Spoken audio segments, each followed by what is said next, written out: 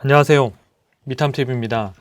오늘 여러분들이 기다리시던 구해주 시간입니다. 구해주는 우리 개인 투자자들이 미국 주식에 가장 많이 물려있는, 그래서 많이 보유하고도 계시지만 주가가 많이 떨어져서 지금 어떻게 해야 되나 고민하고 있는 주식들을 저희가 받아서 그 중에서 추렸습니다. 그래서 10개를 골라서 여러분들하고 각각의 개별 기업별로 어떤 어려움 때문에 지금 주가가 약세를 보이고 있는지 그 원인들과 그 다음에 언제쯤이면 이런 문제들이 해소가 될지, 그래서 지금 시점에서는 어떤 판단을 하는 게 좋을지에 대해서 의견을 좀 드리도록 하겠습니다. 첫 번째 기업은 의외로 많은 분들이 선택해 주신 기업이 나이키예요. 그래서 되게 의외다 그랬었는데 최근 1년 동안의 주가를 보니까 대략 한 43% 정도가 떨어졌더라고요. 그래서 첫 번째 종목으로 우리가 구해주에 대해서 알아보도록 하겠습니다.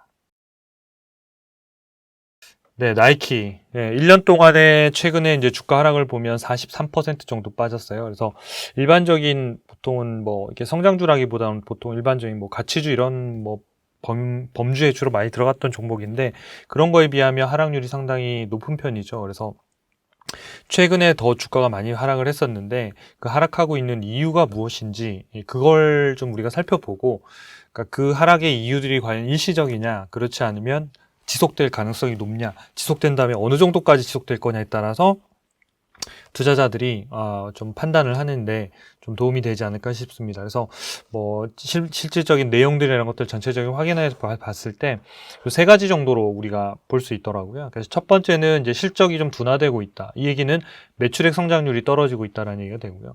두 번째는 환율이 상당히 우려가 된다. 그러니까 환율은 뭐 우리나라도 우려가 되지만 미국 같은 경우에 사업을 하고 있지만 이게 달러가 상당히 지금 강세를 보이고 있는 거잖아요. 우리나라 같은 경우 워낙 약세이니까. 그러니까 이 달러 강세 때문에 이제 나이키 같은 경우에는 미국에서만 사업을 하는 게 아니라 뭐 중국이라든지 또 뭐 다른 해외 국가에서 많이 이제 유럽이라든지 뭐 중남미라 이런 데서 판매를 하고 있는데, 그러니까 거기에서 이제 그 나라 국가로 이제 판매를 할 거잖아요. 하는데 실제로 이제 실적을 집계할 때 달러 베이스로 이제 바꾸는 과정에서 달러가 워낙 강세다 보니까 그런 환율 때문에 일어나는, 그러니까 좀 이렇게 환율 효과로 일어나는 이제 현지 통화가 아니니까 환율 때문에 일어나는 이제 실적이 좀 작아 보이는 이런 문제들이 좀 발생을 하고 있습니다. 그다음에 세 번째가 재고가 많이 상당히 늘었다. 이런 부분들을 지금 나이키 아마 기사 검색을 하시면 계속 얘기가 나올 거예요. 과연 이 재고가 어떤 문제 때문에 그러고 앞으로도 좀 눈여겨봐야 될 점이 무엇인지 이 부분을 좀 집중해서 좀 우리가 살펴볼 필요가 있을 것 같습니다. 그래서 이게 전부 다 세 가지가 다른 내용 같지만 셋을 하나로 뭉치면 그냥 실적인 거예요. 실적 둔화, 환율도 환율 영향 때문에 실적 둔화. 재고 같은 경우에도 역시 마찬가지, 재고가 많이 늘어나고 있는데 이런 부분들이 결국은 이제 뭐 어떤 재고 자산이나 이런 부분들이 나중에 특히 이제 신발이나 의류 같은 경우에는 오래 묵히면 묵힐수록 가격이 급격히 감소하잖아요. 그래서 재고가 많이 쌓인다는 건 좋은 게 아니거든요. 그래서 그런 것들이 나중에 비용이나 손실로 반영이 되면 결국은 이익률을 줄일 수밖에 없기 때문에 그런 부분들이 결국은 다양한 형태로 나타나고 있지만 한마디로 보면 나이키에 대한 실적의 우려다. 이 부분을 좀 염두에 두고 좀 보시면 좋겠습니다. 최근 분기 실적부터 우리가 좀 살펴보면 매출액이 이제 이번 분기에 126억 9천만 달러 정도 했는데 전년 대비 3.8%, 3.6%고 컨센서스 대비해서는 3.3%가 높아요. 그러니까 아주 못한 건 아닌 거예요. 그래서 매출액 자체가 뭐 컨센서스가 높지 않았기 때문에 그닥 그 부분은 아니었는데, 여기 보시면 이제 주당 순이익은 반대로 전년 대비해서 한 20% 정도가 떨어졌고 컨센서스 대비해서는 소폭 하락을 했어요. 그래서 수익성은 사실상은 매출액이 늘면 조금 더 늘어야 되는데 그런 거에 비하면 이익률이 좀 더 나빠졌다는 걸 우리가 여기서 볼 수가 있겠죠. 이제 부문별로 그러니까 지역별로 좀 보면 좀 편차가 있는데요. 여기 보시면 유럽 중앙아시아 쪽은 매출액이 2% 정도 늘었고 중국 쪽 매출액이 아무래도 많이 줄었습니다. 아무래도 뭐 중국하고 미국하고 계속해서 여러 부분에서 경쟁을 하고 있다 보니까, 그래서 실제로 전년 대비해서 한 16% 정도가 지금 하락을 했는데 컨센서스 대비해서도 한 2% 정도가 떨어졌습니다. 여기서 우리가 눈여겨볼 거는 전년 대비 16% 떨어졌지만 이 부분이 컨센서스하고 큰 차이는 아니다는 거예요. 그러니까 이미 중국 시장에서는 어떤 이제 뭐 이슈들 때문에, 그러니까 각 국가 간의 이슈들 때문에 매출액이 크게 늘지 못한다. 라는 부분들이 좀 있어서 뭐 그런 컨셉에서 문제가 아닌데, 여기 보시면 제가 빨간색으로 써드렸는데 환율 효과라고 있잖아요. 아까 앞서 말씀드린 대로 달러 강세 때문에 일어나는 환율 효과인데, 매출액 부분이 유럽 중앙아시아 쪽에서 2% 늘어난, 달러 베이스로 2%가 늘어나는데 이런 환율 효과를 제거하면 18%가 늘어났다는 거예요. 그리고 중국을 16% 감소했는데 이런 걸 다 포함하더라도 이제 전체적으로 총 매출액이 4% 조금 언더됐는데 한 3.9인가 이렇게 늘었는데, 환율 효과를 제거하면 이것도 역시 마찬가지 두 자릿수 정도의 매출 성장이 있었다는 거예요. 그래서 나이키의 실적의 본질적인 부분은 보면 중국 쪽에서의 매출 감소 부분 하나, 두 번째 환율이, 그러니까 달러가 강세가 보임으로써 이제 달러 베이스의 매출을 집계했을 때 매출이 상대적으로 도 작아 보이는 이런 부분들이 이제 나이키에 대한 상당히 어려운 부분들. 그리고 실제로 뉴스로 많이 나온 부분들은 재고가 많이 들어가고 있는데 결국 이런 부분들이 수익성 압박이나 실적 뭐 어떤 둔화로 이어지는 거 아니냐, 이런 부분들이 가장 지금 현재 나이키를 주가를 오르지 못하게 하고 있는 가장 큰 요인 중에 하나입니다. 여기 보면 달러 인덱스를 보면 지금 이제 과거 이제 2000년도, 2015년 이때 대비하면 이렇게 많이 올라와서 지금 인덱스가 지금 올라와 있잖아요. 이게 아무래도 달러 강세라는 거거든요. 그래서 이런 부분들이 이제 나이키에서 밝힌 자료에 따르면 이제 달러 강세하고 물류비가 상당히 많이 늘고 있어서 실제로 뭐 인건비라든지 뭐 유류값이라든지 이런 것들이 다 오르면서 우리 주변의 물가들이, 인플레이션들이 다 오르고 있는 상황이잖아요. 그래서 이런 부분들이 당분간 뭐 기업에 계속 영향을 줄 수밖에 없을 것 같아요. 우리를 둘러싼, 그러니까 기업이 무엇인가를 만들어내고 이걸 판매하는 데 들어가는 전체적인 비용 단가들이 올라가기 때문에 판매하는 가격이나 양이 뭐 동일하다고 한다면 실제적으로 마진이 떨어질 수밖에 없거든요. 더 많이 팔아야 되는데 수요가 지금 못 받쳐주고 있다 보니까 당분간은 어떤 대부분의 기업들이 마진 압박을 상당히 받을 수밖에 없고, 그 마진을 지키고 있거나 마진을 더 늘릴 수 있는 기업들은 상당히 뭐 굉장한 경쟁력을 가지고 있는 기업이라고 보시면 좋겠죠.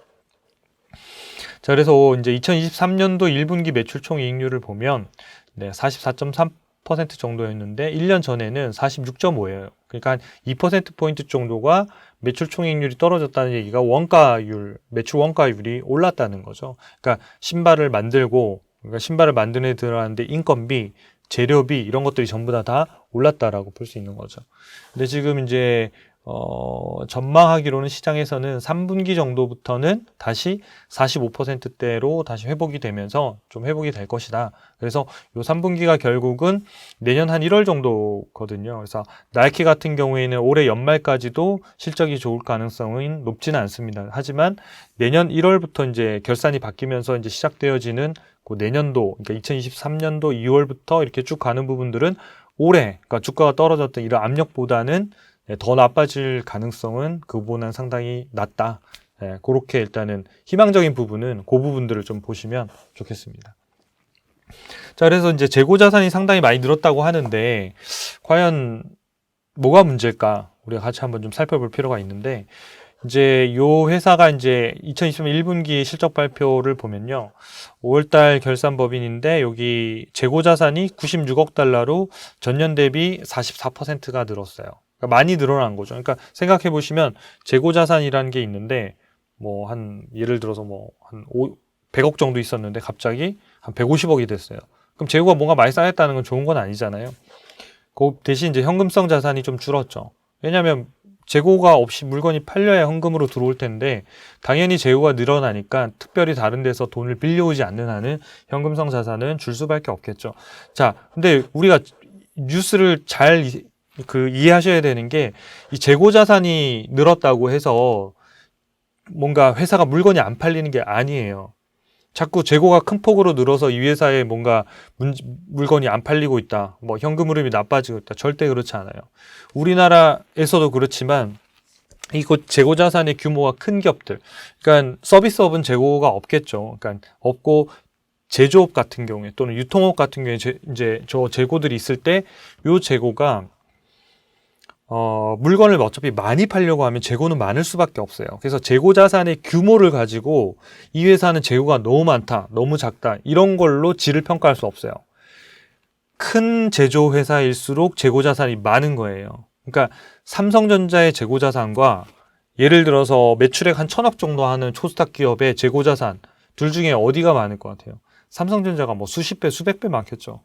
그러면 삼성전자는 물건이 안 팔리고 있냐? 그게 아니라 많이 팔려고 하면 당연히 많이 갖고 있어야 되는 거예요, 재고를. 그래서 재고 자산의 규모가 많고 적음을 가지고 재고 자산에 문제가 있다 없다로 평가하면 안 된다는 거예요. 근데 많은 기사나 뉴스에 아직도 이렇게 나오고 있어요. 그래서 여러분들 기사 보실 때 재고 자산이 많아서 문제다 이런 틀린 얘기예요. 그러니까 재고 자산이 많은데 이게 안 팔릴 때 문제가 되는 거예요. 그러면 이게 안 팔림과 결국 재고 자산 아니냐? 그거하고는 좀 다른 얘기라는 거예요. 재고 자산은 그냥 팔기 위해서 쌓아놓은 것까지 더 많이 파니까 더 많이 쌓고 있는 거예요.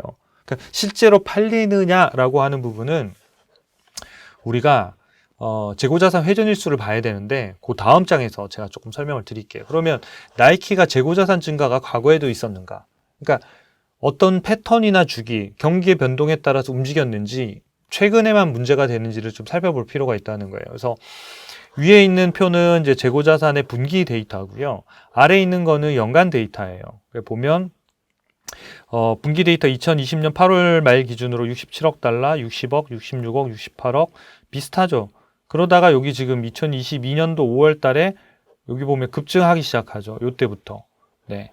그러니까 65억에서 77억, 82억, 96억 그럼 재고가 이렇게 급증하는 게 보이잖아요. 그렇죠?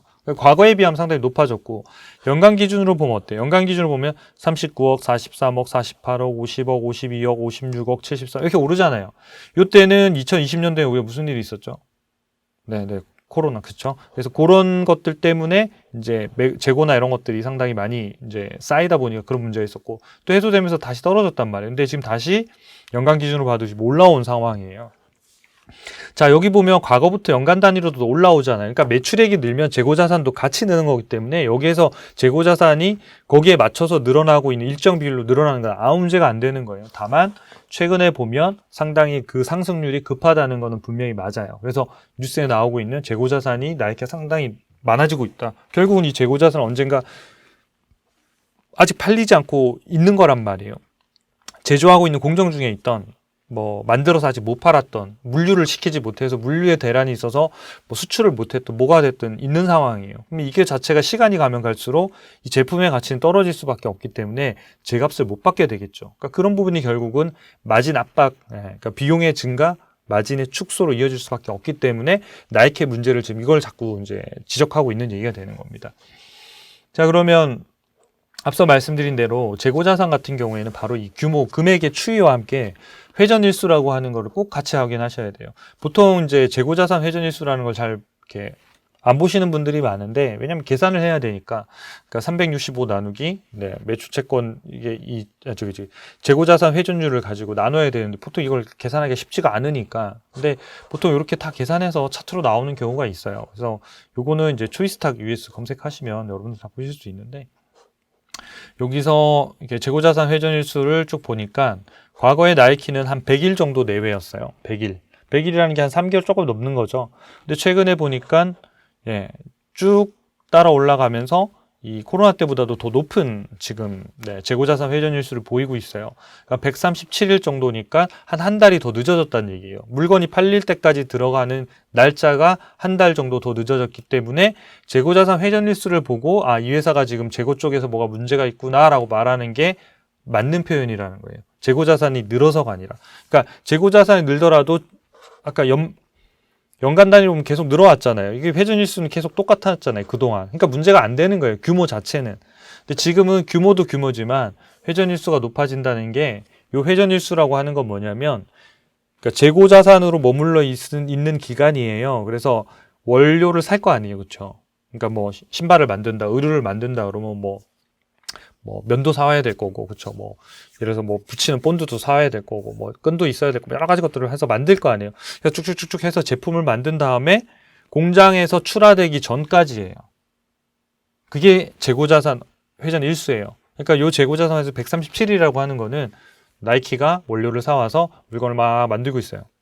그리고 공장에서 딱 출고되는 그때까지 가둬져 있는 기간을 재고자산 회전일수라고 하는 거예요. 그래서 당연히 재고자산 회전일수는 낮을수록 좋겠죠. 그러니까 빨리빨리 나간다는 거니까. 지금은 과거 10년치 데이터를 봤어도 역사적으로 상당히 되게 높은 상황이에요. 그래서 이 부분들이 아까 앞서 이제 나왔죠. 물류 부분 이런 것들 다 지금 영향을 주고 있기 때문에 이 재고자산 회전일수가 좀 꺾여야 그러니까 실질적으로 이 회사의 실적을 억누르고 있던 이런 우려나 이런 부분들이 좀 시장에서 해소될 수 있는 포인트가 되지 않을까 싶습니다. 그래서 어차피 이 부분들은 분기마다 데이터가 나오니까 분기에 또 확인하시면 돼요. 여기서 만약에 또 150일, 160일 실제로 더 큰 문제가 발생할 수 있겠지만 여기서 이제 꺾이기 시작하면 그 부분들은 빠르게 매출 성장이나 또는 수익률 회복으로 그 이익률 회복으로 이어질 수 있을 거라고 생각합니다. 그래서 여러분들 분기마다 좀 데이터 확인하셔가지고 의사결정을 내리시면 좋을 것 같습니다. 네, 보통 이제 재고가 문제가 생기면 이런 현금 흐름도 문제가 생기는데 그래서 현금 흐름표까지 같이 보는 거예요. 그래서 여러분들이 재무제표라는 게 단순히 이 기업의 실적 얼마, 뭐 자산 얼마 이런 걸 보는 게 아니라 사실은 재무제표라는 게 기업의 경영 활동을 어떤 숫자로 딱 찍어놓은 표시거든요. 그러니까 사실 숫자나 활동이랑 똑같은 건데 이 활동이 문제가 뭐가 있었지라고 보려면 숫자를 보는 거고요. 이 숫자를 보면서 그럼 이런 활동이 이렇게 바뀌겠구나라는 걸 추정하는 게 재무제표를 분석하는 거지 단순히 부채 비율이 몇 퍼센트 이런 것들은 그냥 기계가 다 해주잖아요. 요즘 사이트에 가면 다 있으니까. 그러니까 여러분들 그런 흐름을 보면서 인사이트를 좀 발견하시면 재무제표를 볼 때도 훨씬 도움이 되실 것 같아요. 그래서 현금 흐름표는 이제 영업활동 현금 흐름이 44억 달러인데 전혀 문제가 없어요. 그러니까 캐시플로우 상으로는 뭐 재고자산이 뭐 늘든 재고자산이 다 나이키에는 전혀 문제가 없다고 보시면 되고요. 여기 보시면 재무활동 현금 흐름이 여기 가운데가 0이고 그쵸? 여기 0이잖아요. 위에는 이렇게 플러스고 밑에는 앞에 살짝 마이너스로 써 있잖아요. 그래서 현금 흐름표상에서는 위에 있는 게 현금이 들어왔다는 얘기예요. 유입 플러스 밑에 마이너스는 현금이 나갔다는 얘기예요. 그래서 여기 보시면 재무활동으로 현금 흐름이 들어왔다는 얘기가 되는 거겠죠. 여기 뾰족하게 올랐다는 거는. 그러면 기업에서 재무활동이라는 건 두 가지밖에 없어요. 첫 번째, 차입. 그러니까 돈을 빌리거나 은행에서 뭐 채권을 발행하든 뭐가 됐든 돈을 빌리거나 채권을. 그다음 두 번째, 주주에게 빌리는 것. 그러니까 증자가 되겠죠. 근데 나이키 뭐 돈이 많은데 증자할 이유가 없겠죠. 그래서 당연히 이거는 추정을 해보겠는데도 차입금 했겠구나. 그럼 차입금 어디에 기록되냐? 재무상태표 기록, 재무상태가 숫자 딱 찍어보면 어디에 늘었다는 게 바로 보이죠. 그래서 기업의 경영 활동과 이걸 같이 왔다 갔다 하면서 보면 그런 수수께끼 같은 것들을 조금씩 푸실 수 있거든요. 그래서 보시면 2022년도에 보니까 장기 차입금 증가로 해서 일시적인 플러스. 그 다음에 뭐 차입 안 하니까 다시 그 활동을 안 하니까 추가적으로 다시 원상태로 돌아오는 거예요.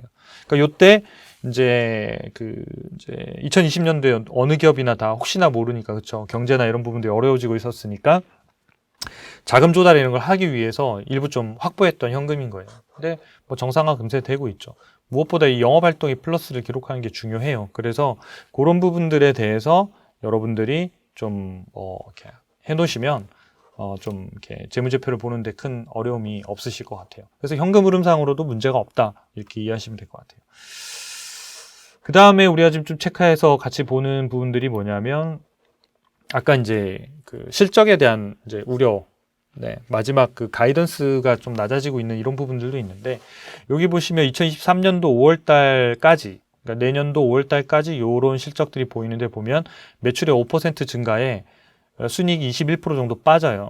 그럼 이제 내년도 2023년도 6월부터 2024년도 5월까지 거기까지가 이제 결산인데 요 2024년도라고 해서 그냥 내후년도 1월부터 12월이 아니고 결산기가 몇 월이냐에 따라 다르거든요. 그래서 여기 같은 경우에는 2024년 예선 실적이라는 게 2023년 얘가 5월 결산이니까 6월 1일부터 5월 31일까지 그러니까 내년도 6월 1일부터의 실적은 보면 매출액이 한 두 자리 가까이 오르고 주당 순이익이 27% 오르는 거니까 매출액 성장보다 주당 순이익이 높아지면서 실질적으로 이익이나 마진들이 조금 회복될 거라고 지금 2024년도에 보고 있는 거예요. 근데 아까 저 실적들이 더 좋아지려면 어떻게 되겠어요? 아까 앞서 말씀드린 이 나이키의 지금 실적을 누르고 있는 부분들이 있잖아요. 그 세 가지 말씀드렸잖아요. 그렇죠? 아까 뭐 환율 문제, 그다음에 뭐 재고 문제, 그다음에 달러 강세 문제. 요런 부분들이 시장을 둘러싸고 있는 환경들이 조금 완화되거나 바뀌면 이런 예상 실적들은 훨씬 더 그러니까 지금보다는 더 좋아질 수 있는 방향으로 갈 수 있다는 거예요. 그래서 올해 말까지는 이런 주가, 이런 이제 실적들, 뭐 내년 5월까지는 이런 실적들을 찍을 거니까 실적 발표 날 때마다 나이키가 엄청나게 서프라이즈하거나 이런 실적들이 나올 가능성은 높지는 않아요. 그래서 실적 발표할 때마다 주가 팍 오르거나 튀는 경우는 없기 때문에 조금은 좀 보수적으로 보시면서 매수 타이밍들을 잡으시는 것도 네, 좀 좋으실 것 같아요. 그래서 일단은 희망적인 거는 그래도 2024년도에는 매출액이 한 두 자릿수 정도까지 가고 주당 순이익도 네, 한 27%에서 전체적으로 수익성을 상당히 회복하는 형태로 간다라고 하는 게 일단은 중요한 놓치지 말아야 되는 좀 특히나 이렇게 나이키를 살려고 하거나 아니면 이렇게 나이키를 매수해서 지금 기다리고 있는 분들한테는 어쨌든 희망적이라고 볼 수 있는 부분은 저 부분이 지금 남아있고 현재는 희망보다는 짓누르고 있는 현재적인 이슈가 훨씬 더 강한 거는 사실인 것 같습니다. 자, 증권사의 이제 목표 주가하고 투자 의견들을 조금 살펴보면 여기는 뭐 그냥 매수 의견을 냈어요. 27명 평가에서 17명이 바이 의견을 냈고 10명이 홀드, 셀 의견은 없었어요. 그리고 평균적인 매수가는 이제 적정 주가는 저희 목표가는 110달러 정도를 제시했고 현재 88달러 대비해서는 약 24% 정도가 업사이드가 있다 이렇게 지금 일단은 얘기하고 있어요. 그래서 증권사에서 일단 이렇게 보고 있는데 저희가 증권사 목표 주가를 볼 때는 늘 좀 유의해서 보셔야 되는 게 있어요. 제가 가끔 이 차트를 자꾸 보여드리는 이유가 여기 잘 보시면 요 보라색으로 되어 있는 게 목표 주가예요. 증권사에서 지금 아까 앞에서 찍었던 목표 주가의 일별 흐름인 거예요. 일별 흐름. 그러면 실제적인 목표 주가의 하향은 여기서부터 일어난 거예요. 요 시점부터. 요 시점에서 이렇게 쭉 빠지잖아요. 그렇죠? 다시 빠지고 다시 빠지고. 근데 요 빠지는 시점에 막대기를 이렇게 쭉 그어보시면 이미 주가는 여기에 있었어요. 여기가 보면 주가가 이미 한 20달러 정도 되겠네요. 그러니까 주가는 120달러고 당시 목표가는 뭐 한 185달러 이렇게 돼 있었다는 거예요. 괴리가 상당했죠. 그러니까 주가는 이미 다 떨어져 있었기 때문에 이게 하향하는 게 무슨 의미가 있어요. 그렇죠? 그러니까 오히려 이게 만약에 목표가였으면 훨씬 더 좋았겠죠. 목표가를 먼저 낮췄더니 아, 주가도 따라 떨어졌구나. 이렇게 되는 거죠. 그 이후에도 보니까 주가가 다시 추가로 2차적으로 하락하니까 다시 지금 멈춰 있다가 다시 지금 목표가 따라 하락하는 거잖아요. 결국 뭐냐면 주가 흐름의 움직임에 따라 얘도 바뀔 가능성이 상당히 높은 것 같아요. 그래서 이런 부분들은 증권사 목표 주가는 참고는 하시되 스스로 뭔가를 판단할 수 있는 무기들은 조금 갖추시는 게 좋아요. 그래서 다양한 형태의 시각, 증권사 목표 주가뿐만 아니라 또 이제 저희가 제공하고 있는 데이터 분석에서 제공하고 있는 적정 주가 서비스도 있고 또 일부는 여러분들이 좀 공부를 하셔서 밸류에이션을 한 이런 정도를 보면 이 회사가 비싸지 않겠구나라는 감을 좀 잡을 수 있으실 정도는 좀 보시는 것도 좋을 것 같아요. 그래서 애널리스트 투자 의견들 뭐 밑에 이렇게 있는 것들을 그대로 이제 이게 안 보이실 거니까 제가 여기다가 써드렸는데 뭐 9월 저기 뭐죠? 10월 하나만 볼게요. 10월 13일 날 보면 매수를 유지했고 목표가를 110달러를 유지했어요. 그러니까 이때가 87.9달러고 그다음 이때 보면 목표가를 127달러에서 100달러로 줄인 거예요. 그 전에 이미 주가는 85달러였어요. 85달러고 125달러예요. 거기서 100달러로 줄여봐야 이게 뭐 실제로는 한번 보세요. 85.4달러인데 127에서 100달러로 줄였다. 그러니까 약간 후행하는 느낌을 받잖아요. 그래서 여러분들이 좀 참고하시되 좀 다양한 형태들을 같이 보시는 게 좋다. 제가 말씀드릴 수 있겠습니다. 이런 것들은 마켓 스크리너라는 사이트에 가시면 다음에 뭐 제가 해외 좋은 사이트들 좀 정리해서 한번 소개해 드릴 텐데 그런 데서 좀 참고하시면 될 것 같아요. 요거는 저희 데이터 히어로에서 저희가 제공하고 있는 서비스인데요. 여기서 보면 미국 전체 기업들 중에서 나이키가 한 상위 11% 정도 차지해요. 한 713위 정도 되고. 그래서 여기 이제 평가해 놓은 거 보면 미래 성장성 부분이 좀 낮은 부분이 제일 아쉽고, 그 외에 나머지 부분들에서는 상당히 높은 평가를 받고 있어요. 얘는 이제 데이터 분석에 따라서 실제로 보여드리는 건데, 뭐 실제로 아까 우리가 앞에 수치들을 하나하나씩 우리가 눈으로 확인한 거하고 다르지 않잖아요. 여기 아까 현금도 우리 캐시플로우도 같잖아요. 여기 현금 창출력도 거의 뭐 4점인가요? 네. 4점이네. 5점 만점에 4점이 상당히 높은 거죠. 높은 거고. 다른 부분에는 다 꽉 차 있잖아요. 여기 성장성 부분은 좀 떨어져서 이 부분만 조금 해소가 되면 되게 괜찮은데 이 성장성은 아까 말씀드린 대로 2024년도 회계년도, 그러니까 내년도 6월 1일부터는 훨씬 더 성장이 회복되는 부분에 포인트를 가지고 있고, 이런 부분들 중에서 지금 억누르고 있는 이슈들 3가지 말씀드렸잖아요. 그 부분들이 조금 앞서서 해결이 되면 훨씬 더 성장하는 부분들이 더 빨리 당겨질 수도 있다. 그러면 주가 부분이 상당히 빠르게 튀어오를 수 있거든요. 적정 주가는 이제 121달러로 저희가 이제 계산해서 말씀을 드리고 있는데요. 뭐 최저 예상 실적을 저희가 다운시켜가지고 역산해서 계산해봤을 때도 100달러 정도는 되는 것 같아요. 그래서 현재 주가 자체가 뭐 80달러대 수준이기 때문에 뭐 저평가돼 있다고 볼 수 있겠죠. 그래서 실제로 요 밴드에서 보면 여기 때는 이제 고평가고 요 가운데 선 이하로 떨어지면 이제 저평가거든요. 저평가. 그러니까 지금은 뭐냐면 매우 저평가, 저평가와 매우 저평가 사이까지 지금 떨어져 있는 상태예요. 그래서 밸류에이션으로만 보면 그러니까 매우 싼 저평가대, 약간 증권사 목표 주가도 마찬가지지만 저희가 산정한 가격에서도 역시 가장 저평가와 매우 저평가에서 가격적으로는 매우 메리트가 있는 상황이다. 이렇게 보시면 될 것 같아요. 그래서 마지막으로 이제 요 PER 차트는 뭐 참고로 좀 보시고요. 정리를 좀 해드리면 그래서 어떻게 하면 되냐? 일단 아까 앞에 말씀드린 주가 하락의 세 가지 이유는 좀 시간을 두고 나이키가 뭐 직접적인 또는 이제 외부에 둘러싸고 환경 변화가 되면 충분히 해결될 수 있는 것으로 판단이 됩니다. 그러니까 나이키의 판매에 어떤 경쟁력에 문제가 생겼다고 보지는 않고요. 시장의 환경에 예를 들어서 인플레이션이나 물류나 이런 인건비의 상승으로 그러니까 물류가 잘 일어나지 않는 부분들, 이런 부분들 때문에 일어나는 것들이 이게 해소가 되면 나이키 판매 자체가 경쟁력을 잃었거나 이렇다는 수치들은 아직 보이지는 않거든요. 그래서 그런 외부 환경의 요인들이 있는데 그 환경들의 요인들이 조금 잦아들면 충분히 실적은 회복될 수 있다라는 부분이고요. 두 번째는 이제 이 가격 자체가 이미 메리트가 있는 상황입니다만은 올 연말, 그러니까 내년도 최소한 1분기 정도까지는 실적에 대한 모멘텀이 생기기는 쉽지 않다. 네. 그래서 결국은 시장이 좀 좋으면 가격은 싸니까 튈 수는 있지만 얘를 쭉 끌고 갈 수 있는 단기적인 모멘텀은 조금 낮은 상황인 것 같습니다. 그래서 만약에 지금 이미 보유하고 있는 분들은 굳이 팔 필요는 없을 것 같아요. 이미 늦은 것 같아요. 왜냐하면 가격이 이미 저평가하고 매우 저평가 사이까지 내려와 있는 상황이기 때문에 조금 힘드신 시기겠지만 길게 놓고 보면 이 나이키라는 브랜드나 이런 것들이 늘 뭐 MZ 세대에서도 가장 선호하는 브랜드로 뭐 뽑힐 정도로 좋은 브랜드이기 때문에 앞으로 판매나 이런 것들이 큰 문제는 없을 것 같습니다. 그래서 요 어려운 시기를 조금 더 버티고 나면 아마 좀 더 주가 상승이 있을 수 있기 때문에 여러분들이 이미 보유하신 분들은 조금은 더 보유하시는 게 맞을 것 같고요.